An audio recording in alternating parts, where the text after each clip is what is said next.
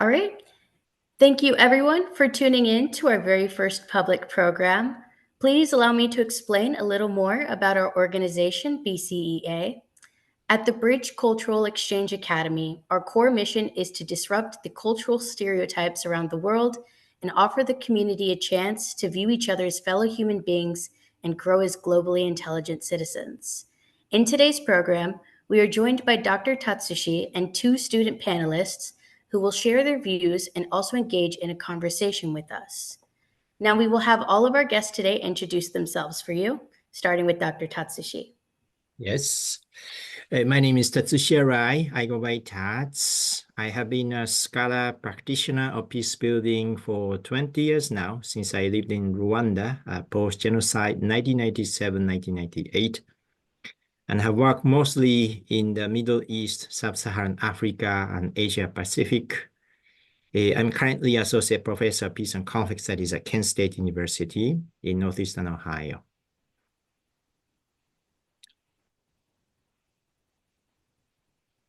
Zineng, if you will continue.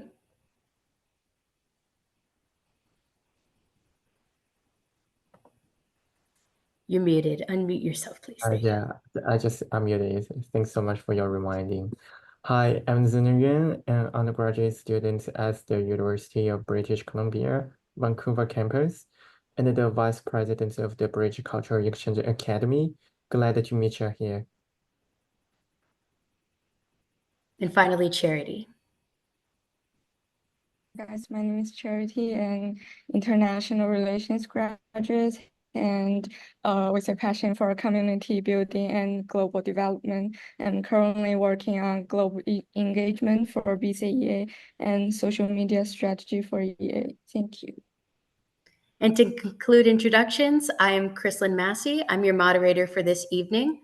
I'm a current master's student at the University of North Texas studying human security, and I'm extremely interested in everything to do with East Asia.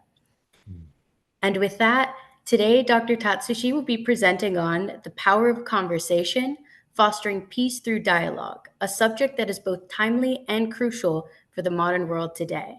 His lecture aims to be both enlightening and thought-provoking, offering us new perspectives and valuable knowledge. So at this time, it is my great pleasure to turn the stage over to our distinguished speaker, who is joining us to share his extensive expertise and groundbreaking insights.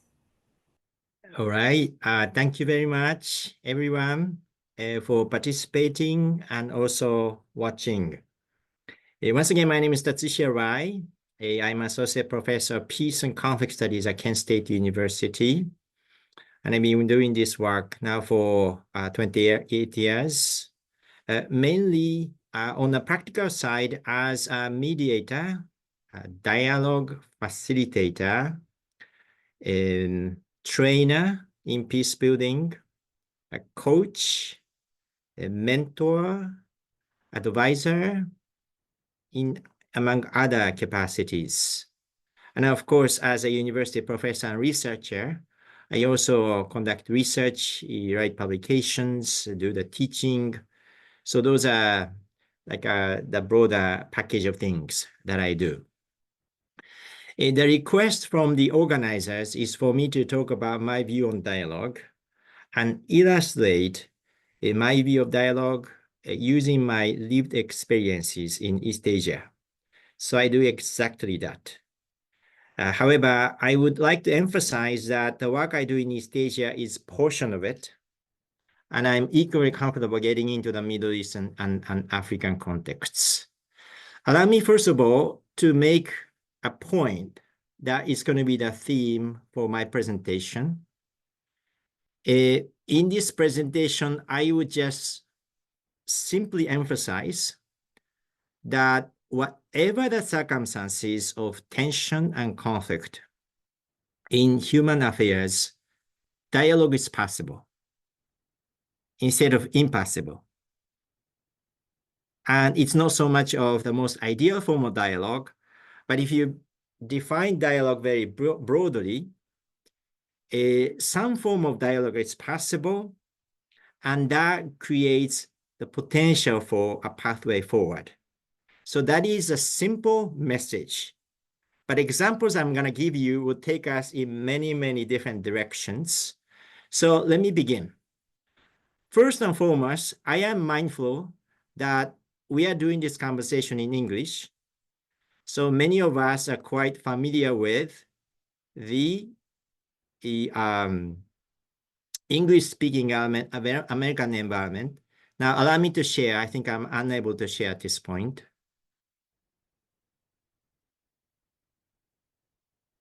Hey, Chrissy, can you give me the right to share? All right. So I thought it would be meaningful to start with a distinction between a dialogue and debate. If I ask all the participants here, what is your experience with debate?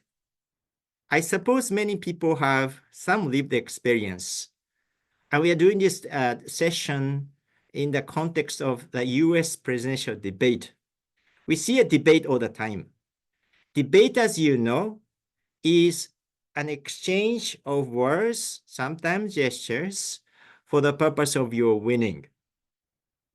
The goal of debate is to beat the other person and for you to triumph. Dialogue is different. To me, dialogue is a sustained process of wholehearted sharing and wholehearted listening for the purpose of learning together. Sustained process of wholehearted sharing and wholehearted listening for joint learning. So you notice that the way I define dialogue is really different than debate. Debate is to win and beat the other person. Dialogue is to learn and grow.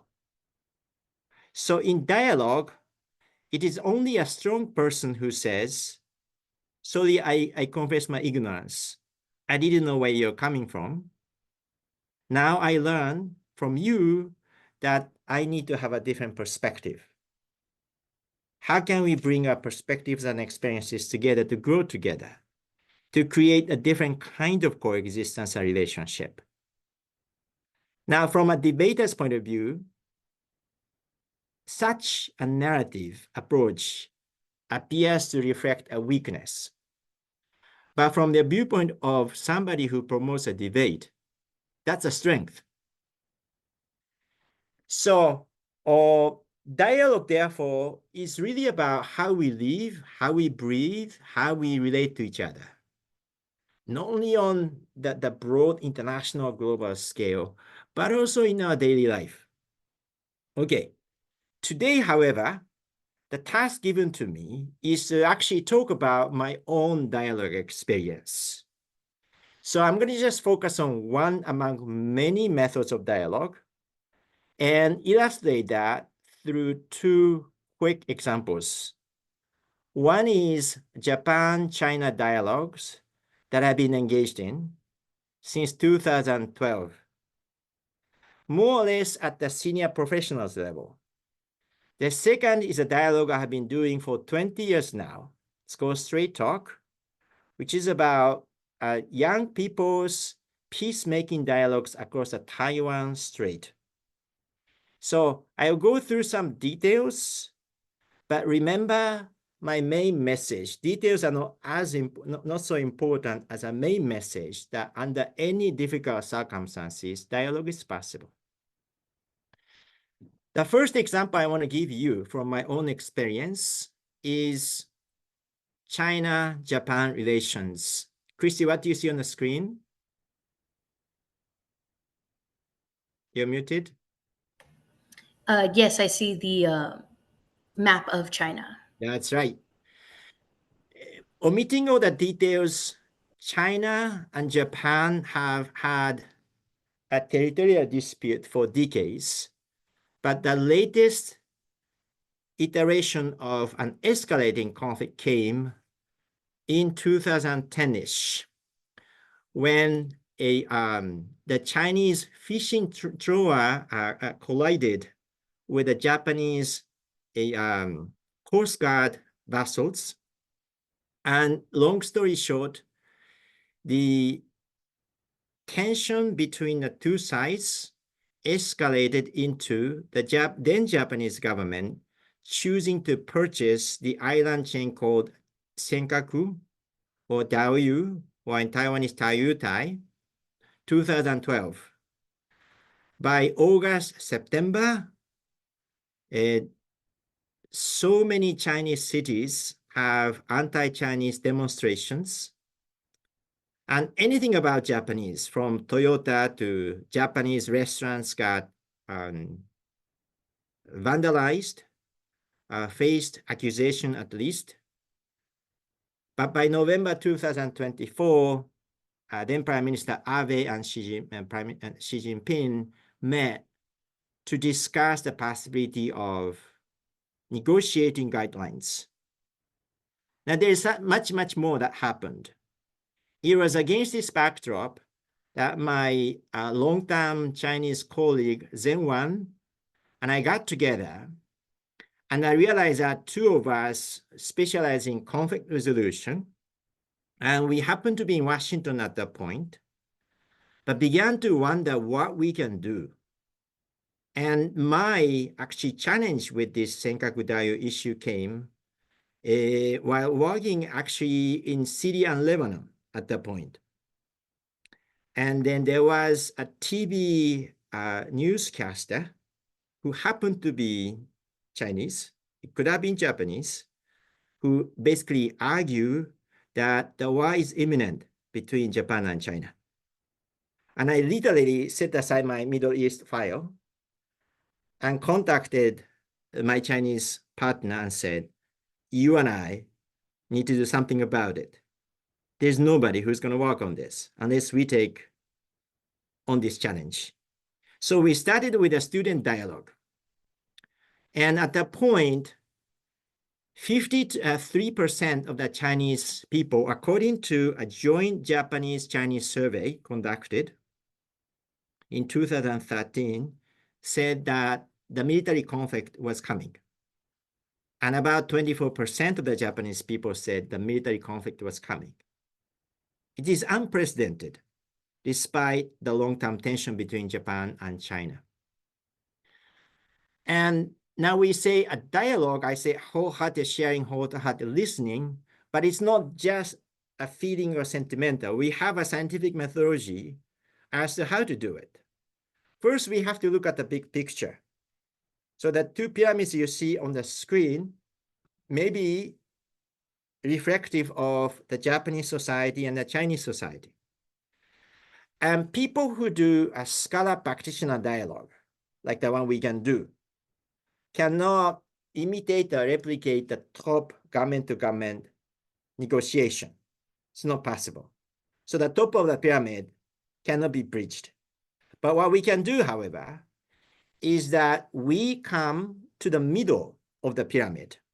We're not totally grassroots because we can appeal to so-called the mid-level leaders like senior scholars, think tank leaders, or NGO leaders who have working relationship with the government, but also some influence on the grassroots. That's why we call this a middle-out approach. If you take each one of the pyramids, there are leaders in the middle, like my Chinese colleague myself, who can appeal to think tanks such as Woodrow Wilson International Center for Scholars in Washington, allow us to have a dialogue closed door, and issue proposals from a joint Japan-China dialogue.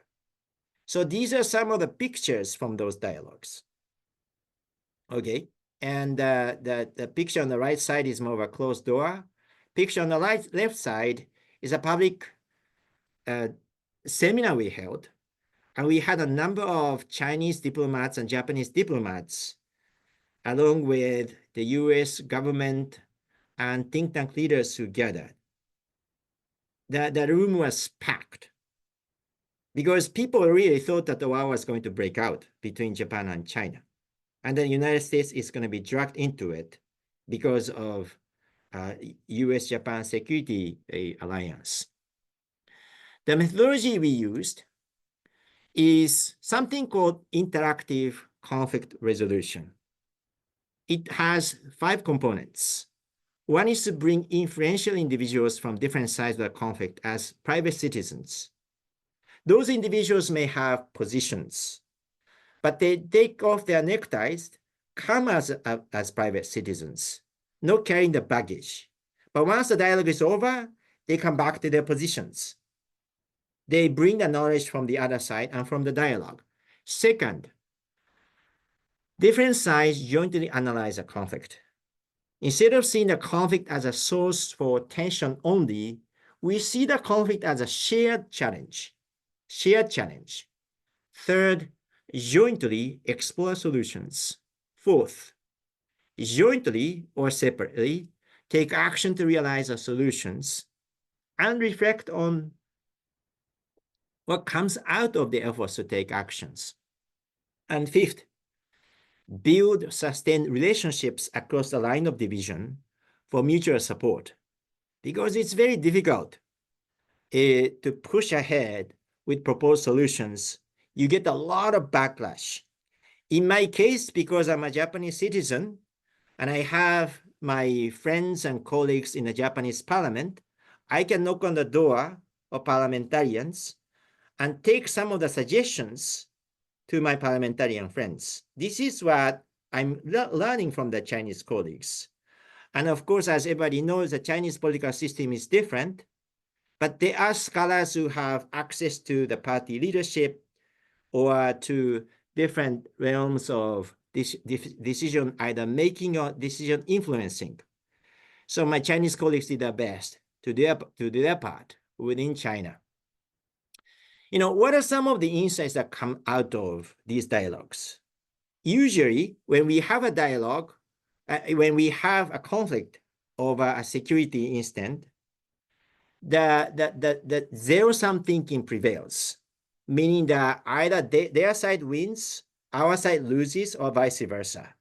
That's exactly what is happening today between Hamas, Hezbollah in Lebanon, and Israel, as you know. So a version of that was happening in Japan and China. But out of those dialogues emerged a different perspective.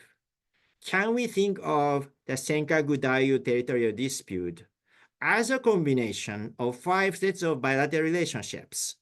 Number 1, China-US relations. Number 2, China-Japan relations. Number 3, Japan-US relations. Number 4, mainland China-Taiwan relations, because Okinawa territory is contiguous to Taiwan. And number 5, never forget Tokyo-Okinawa relations. This is a big thing. So rather than just focusing only on the particular territory, thinking broadly and contextually, how can we build a more peace-building relationship between those 5 sets of relationships? And from those dialogues emerged insights such as, in a short run, we need to freeze the conflict. How do we do it? China-Japan security hotline and crisis prevention, and a voluntary restraint on military deployment, and have guidelines for a maritime conduct. And incidentally, in 2014, between Xi and Abe, those are the kinds of insights that emerge, the guidelines. We don't claim credit for influencing the Japanese government or anything, but we gave very similar input before the governments came to an agreement, for your information. In the long run, though, the civil society dialogue can share a broader vision. The vision we shared with policymakers and civil society and scholars is as follows. We need a high-level US, China, Japan dialogue with input from Taiwan and Okinawa, sustain multi-track dialogue for reconciliation, special demilitarization zone in the East China Sea, joint peacekeeping, not only one side, joint peacekeeping, learning from the Oslo process is Palestine, and joint resource development. I know it's very contentious, but can the younger generation of Japanese and Chinese imagine a future like this? So we are projecting the image here. Let me shift the context and come to a much shorter, but perhaps more relevant example to the young people who may be watching this. The second example of dialogue in which I've been engaged for a much longer time, almost 20 years, is called Straight Talk.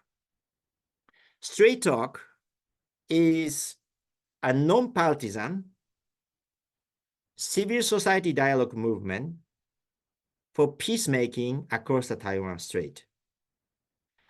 And what we do in Straight Talk is essentially to bring together 5 young delegates for each from Taiwan, mainland China, USA, and have about 20 to 40 hours of interactive conflict resolution dialogue in a closed-door setting. Produce a report. Occasionally we build consensus among the 15 delegates, build alumni network, because we have been doing it as you will see in a moment. And this dialogue started in 2005, the year in which the Beijing government passed the anti-secession law, which essentially said that Taiwan or any other entity within one China, if the entity ever seeks independence, Beijing has no hesitation to use force. It is against this backdrop that a young undergraduate student, 19 years old, named Johnny Lin, who was double majoring in international relations and art at Brown University in Rhode Island, who was born and raised in Taiwan but came to the United States, got naturalized, decided that if the governing authorities from Taipei and Beijing cannot come to terms about how to resolve this crisis, they may result into war. I would like to show young people from different sides can still get together and talk not only about Chinese dumplings, but also more broadly about the roots of the conflict and how to resolve it. And this became the beginning of Straight Talk. It was very difficult. I was asked to facilitate, and I designed a dialogue process. We never thought that there would be a second year of dialogue. This is from 2006. But one thing led to another. Look at where Straight Talk is in 2024. The humble beginning of annual dialogues at Brown inspired different sets of dialogues, such as a Washington, D.C. dialogue at George Washington that started in 2021. We're about to start this December, Straight Talk Tokyo, based at University of Tokyo. And previously, we ran annual dialogues at University of California, Berkeley. We ran a series of dialogues for 8 years in Hong Kong, Taipei, and even University of Alberta, Canada, with a focus on Canada. Some of those chapters, such as Taipei and Hong Kong, ran all the dialogues in Chinese Mandarin, and other chapters ran dialogues in English. So we became a movement when it was a one-time project whose sustainability was in suspect. And as a result of continuing and expanding the chapters across the Asia Pacific, our alumni continue to be connected to a large extent. Some of them working in the government, others in private sector, others in academia, research institutions, or nonprofit organizations, media, etc., etc. In Washington, D.C., we see at least 30 of the alumni working in think tanks and the government institutions such as the U.S. State Department.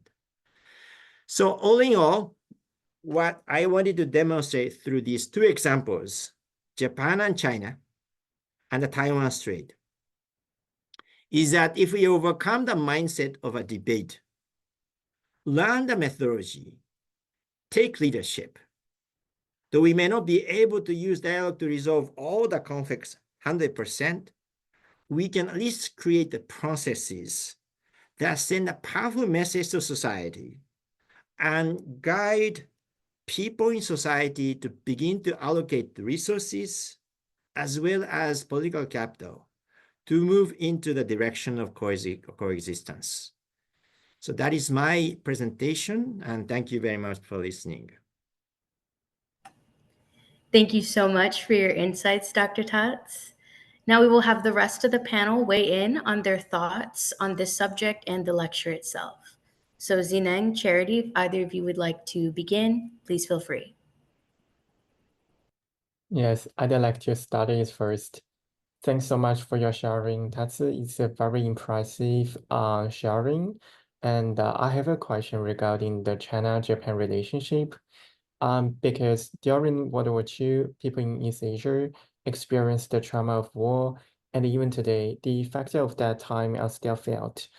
I'm curious if you have any suggestions on how we can promote reconciliation and cooperation in the East Asian region today. It's a very big question, so I'm going to just give a pointer, a suggestion for a potential starting point. And a pointer I would propose here is really to do anything and everything for humanizing relationship. To humanize relationship, we need to exchange using the embodied method. Embodied means that our sensations, not just our rational brain, have to be moved. Reconciliation, at the simplest level, is to restore broken relationships. But at its core, reconciliation has two interconnected mechanisms going on. Number one is a closure to revenge. The desire to go through the cycle of violence and revenge, recrimination. Reconciliation requires closing that book. It's very difficult. But the second thing that has to go with a closure is healing. What do you heal from? Trauma and guilt. Not just trauma of Nanjing or Nagasaki and Hiroshima, but also guilt. And there's a lot of that in the context of Dawa memory. So this definition of reconciliation reminds us that it is not only a head-heavy activity, it is really an activity of the heart, an activity of the hands, meaning that we have to get our hands dirty, and that will stimulate our lived experience from a generation to generation. So concretely, I would really encourage any and all activities that would shape a cultural, what we call cultural carriers, the kinds of patterns of meaning making that would be carried from a caretaker to child, leaders to followers. Now, how do we do it? I propose three things. One is storytelling. Well, the Japanese and Chinese people, and within China and within Japan, we have so many differences and so many backgrounds across generations. But once people start sharing their personal experiences, there's always the relationship you can build. You may not agree with that person's opinion, but you can see the human sentiment, the feeling, the suffering and joy. Family story is a family story.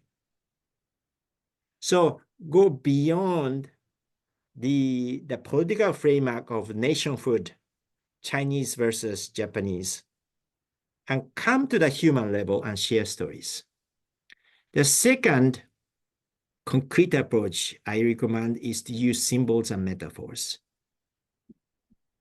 In Okinawa, there is the memorial park called the Cornerstone of Peace.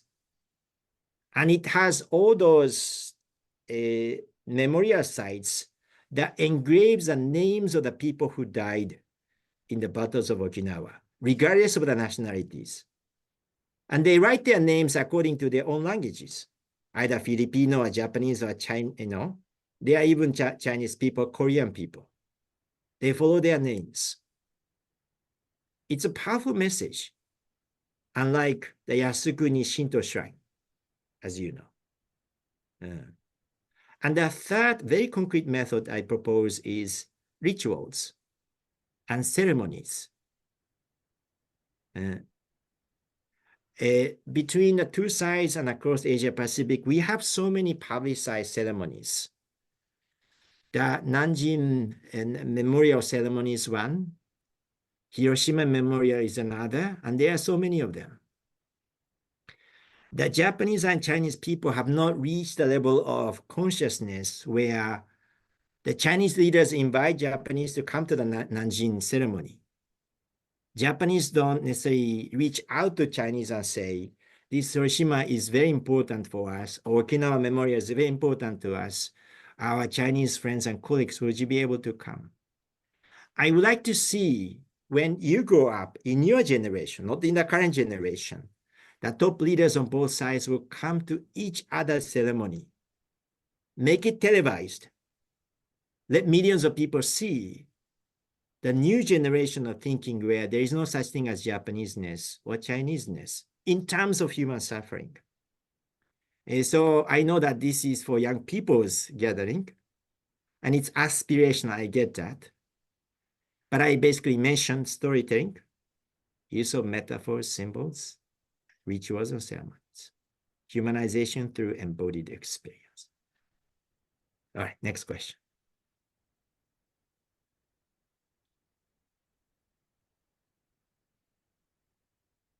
I think, Charity, do you have your next question for Tatsu?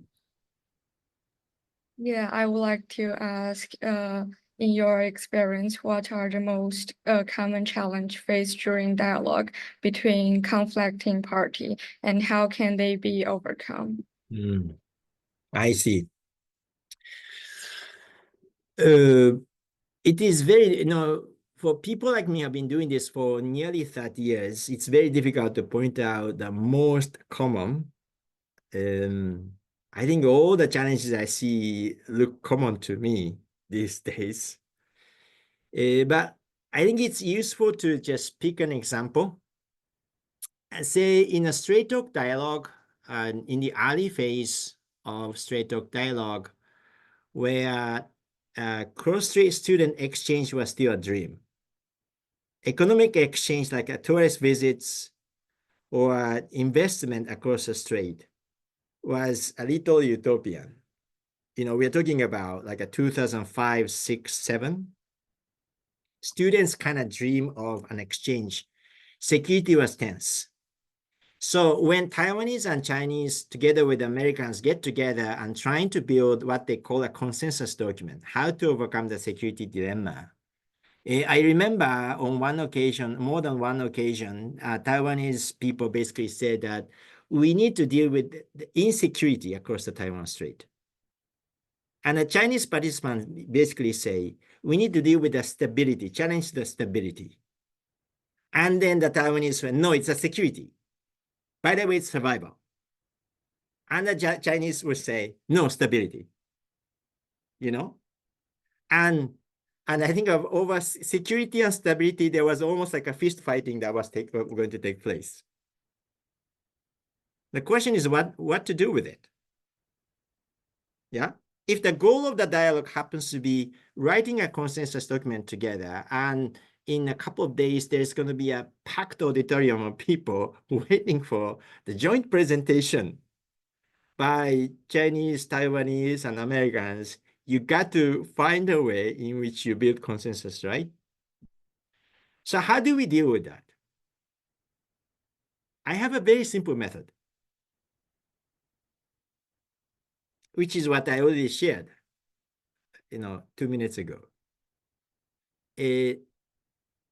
Turning to our Taiwanese colleagues, would you be so kind to share your personal stories, experiences that convince you security is important? And then turning to the Chinese colleagues, would you be so kind to share your personal experiences, not theory, yeah? Personal experiences. My grandma was KMT and doing this and that enable you to say stability got to be it. In those storytellings, it becomes very, very clear that our Chinese Codex participants want to say integrity of China, dignity of China, and the historical consistency of one China. That sense of respect has to be intact. Not only because of the century of humiliation since the Opium War, but also in a more recent history of US-China relations and a lot of need for stability within China. And our Taiwanese colleagues, through storytelling, demonstrate what's important is for them to choose, to have the freedom to choose their future. So I think when we are about to do a fist fighting, security, stability, we're actually doing a little bit of fighting overhead. Down at the human level, there are concrete stories. And after we listen to each other, on that particular occasion, after break, all sides basically accepted security and stability across the Taiwan Strait. And we settled it. And then we said, we move on. Okay. So it's a little bit of a tactic, but I think the deeper message is humanization yet again. Once people understand where the other side is coming from, it's easier to listen and dialogue, learn and grow. The positions do change, especially when they change. And if the positions cannot be compromised upon, and if it is possible to set them aside, we set them aside and work on something else first.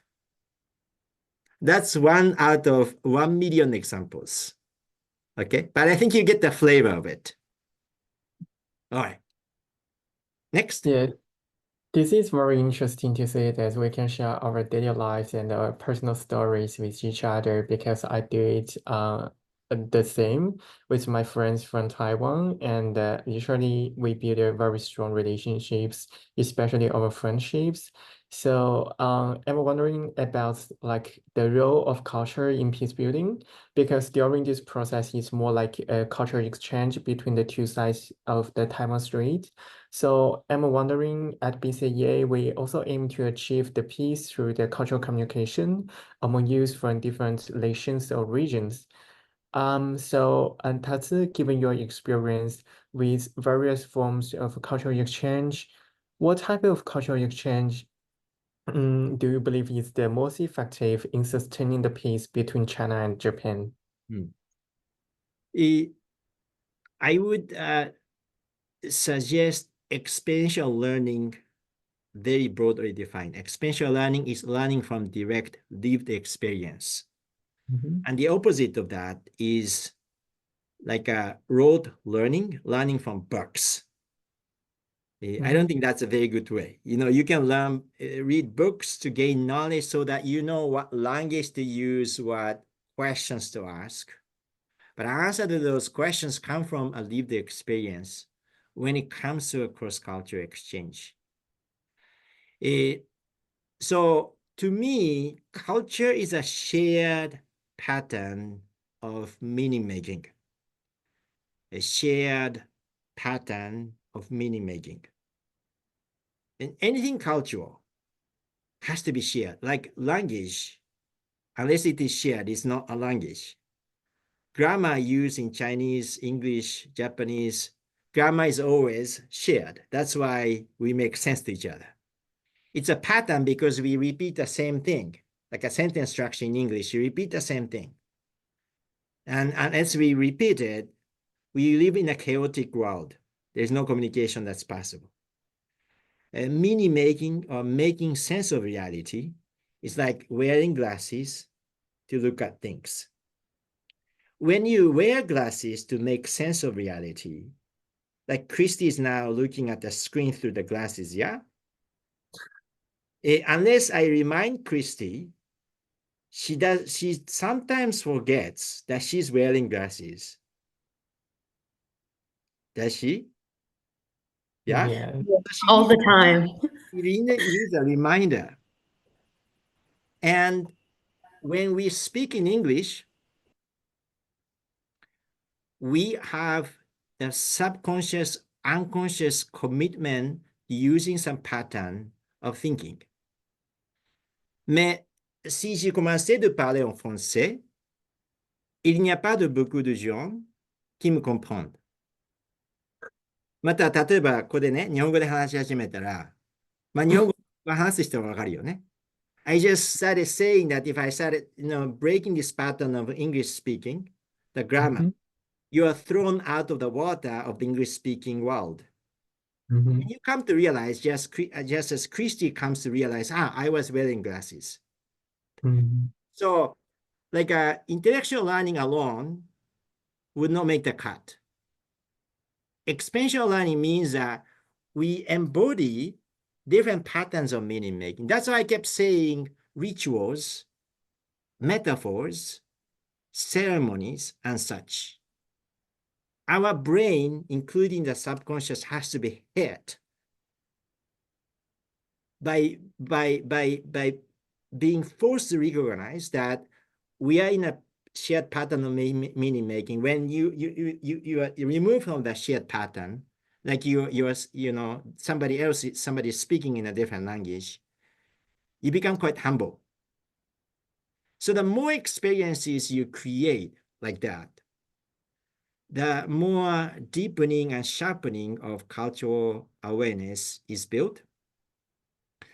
And I call this form of communication across cultures cultural fluency, like a fluency in different languages.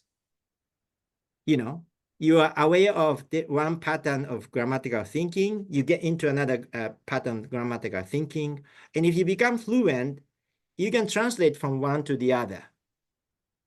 So how many people we can produce from East Asia and beyond to be able to cross those boundaries as if you are cultural interpreters, knowing the patterns of meaning making and having the tools such as rituals and ceremonies. And to me, I think organizations like yours can play a huge role in introducing a lot of creative patterns of meaning making that bridge cultural differences.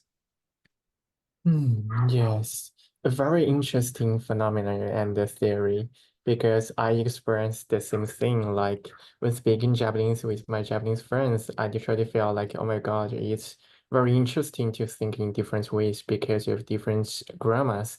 And I have another question also about the culture because we are also preparing for youth dialogue between the two sides of the Taiwan Strait as an experienced speaker and a senpai. And do you have any suggestions on how we can ensure the success of the dialogue? Yeah. Many things come to mind, but one thing I propose is to define the objectives very clearly and carefully and meaningfully. And how do you make the objectives meaningful? Objectives become meaningful not only because they are achievable, but also they are connected to a broader vision of social change you want to see realized, if not immediately in the long run. And those objectives are connected to the broader understanding of the context you're interacting with. I would encourage building a joint multinational team rather than a group of like-minded people alone taking the leadership. A joint cross-cultural, cross-national leadership establishes a broad basis of ownership. And finally, learn from many experiences. Straight talk is one experience, and so are many other experiences.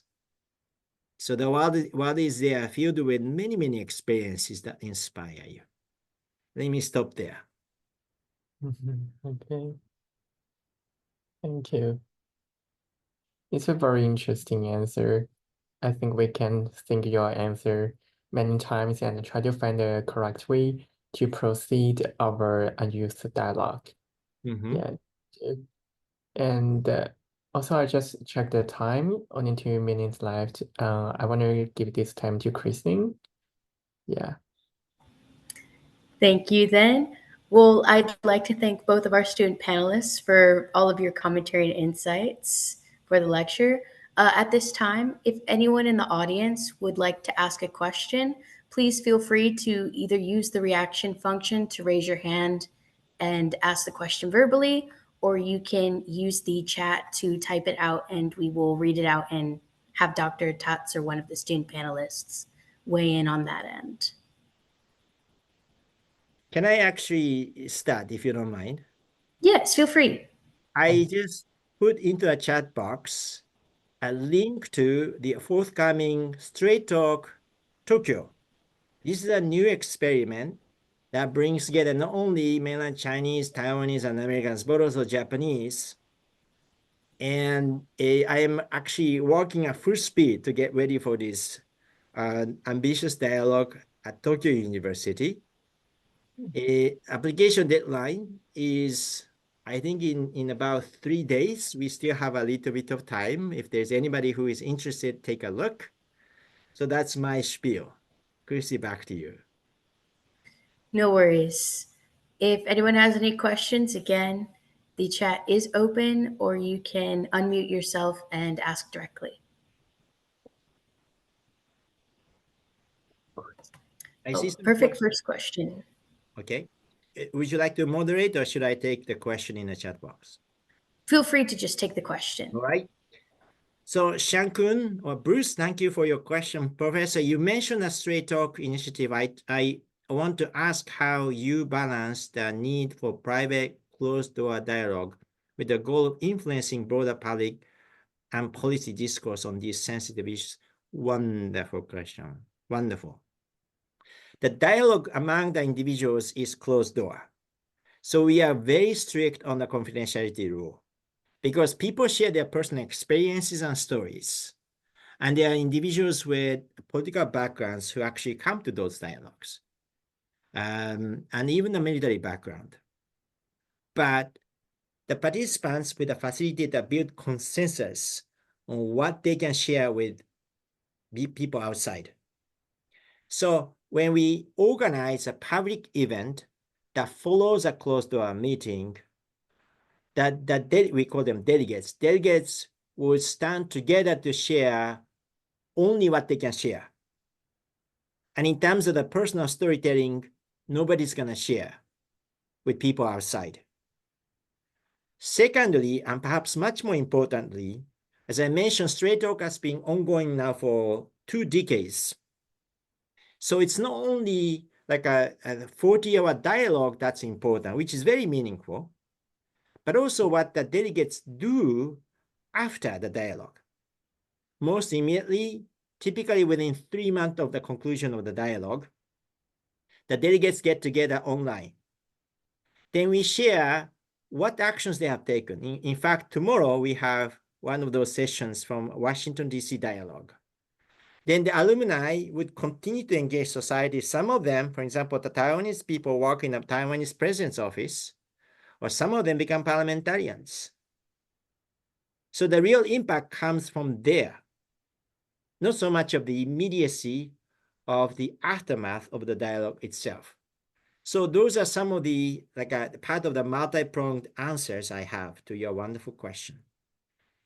Christy, Yes. please use your type in question. Okay. So I think you encouraged, okay?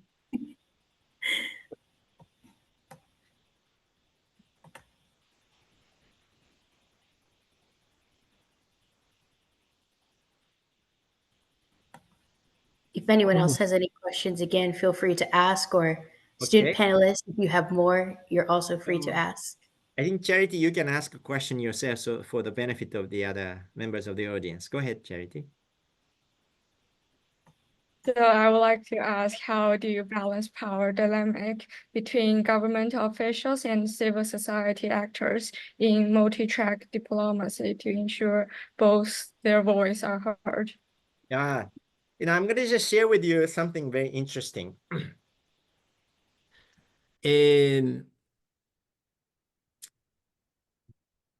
I think it was in 2026, I believe. I was in Taipei. I was still in the second year of Straight Talk. And I went to a DPP and KMT headquarters offices. I was also allowed to go to the president's office, where there was a senior professor who was in support of Straight Talk dialogue. When I was visiting one of those party headquarters, the senior public relations person dealing with China looked into my eyes. This gentleman spoke perfect English. He said, "What you are doing is elitist." Pointing to me doing a civil society dialogue. Yeah, I was like, elitist? What is it? And the idea is that if you believe that you bring together young civil society people, build consensus and issue that to the public, that proposal has a chance to be realized. You are bypassing a democratic decision-making process. He wants to assert that in Taiwan, we have a democracy. So everything has to go through that democratic process of voting and electing the leader, and that person alone can do something. What you're doing, however, is to bypass that person. I said, I think don't overrate what we can do through a civil society process. We're not that great. It was still in the second year of Straight Talk. So our presence was quite modest. I'm using this narrative episode to say that we have a lot of different kinds of interactions between Straight Talk as a civil society dialogue movement and people in the government. We have been pressured. We have been offered an idea of funding. And I think we carefully said no to all those things that is antithetical to a non-partisan position we take. So a quick response to your question is that when it comes to security of the participants, and if that is a power dynamics that manifest in government civil society relationship, we always back down and say, okay, we are not going to assert. So as a result, to be honest, we discontinued the Hong Kong chapter because of the national security law that was passed in 2020 that made the kinds of activities in Straight Talk Hong Kong very, very difficult to continue. But when it comes to like a difference of opinions at the government level and civil society level, to the extent possible, we continue to express our independent thinking and share a vision for a future that's different than government-to-government relationship, knowing that in terms of power dynamics, ours is a civil society dialogue not as powerful as government-to-government. But I would point to always government leaders and say that if you choose to say you're more powerful, tell me that you can do the kind of deep thinking and creative problem solving like the one we do. And do you want to hear what comes out of our dialogues? And I pause. That's my favorite exercise. So define power differently. We may have power.